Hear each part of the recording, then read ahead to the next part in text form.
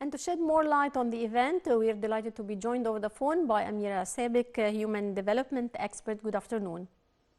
Good afternoon, dear.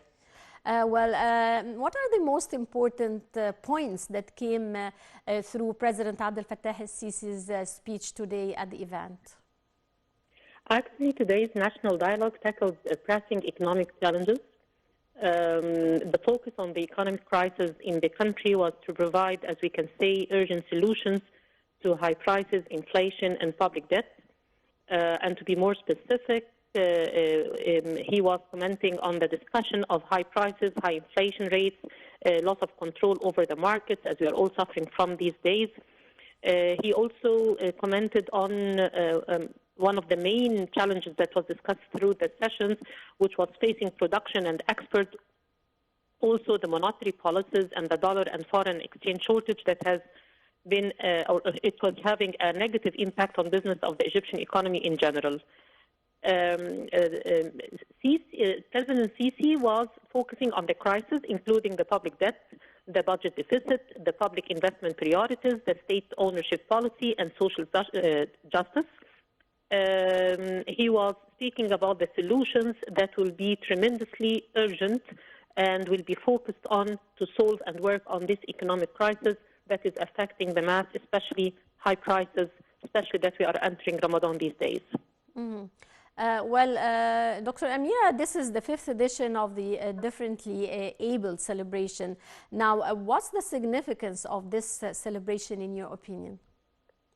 Actually, the timing of this, it is profoundly significant, especially that the dialogue takes place just days after Egypt announced the securing of $35 billion in foreign direct investment over the next 2 months through a groundbreaking agreement between Egypt and the United Arab Emirates. This agreement that focused on a development project in the Ras Al Hikma area on the north coast, representing the largest amount of foreign direct investment in Egypt's history. This investment, as we hope, will help alleviate the country's current foreign currency shortage, especially that we all can see that in the past 2 years, Egypt was facing a substantial shortage of hard currency and severe inflation.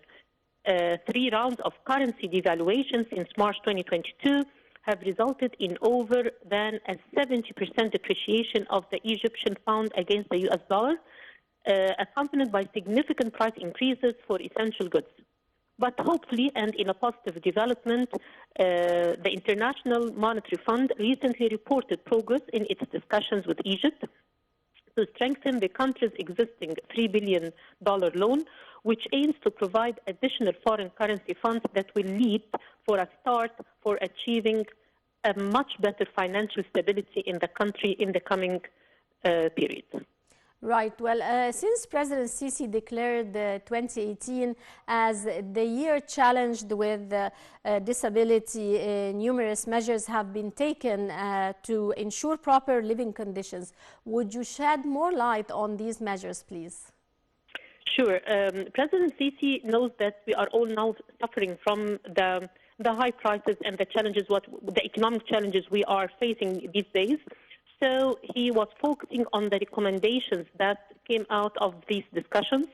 And especially we can say that the main issue that he said that he would be working on was that the government will start announcing some goods as strategic, and they will ensure that these goods are available at reasonable prices for a specific period in the markets.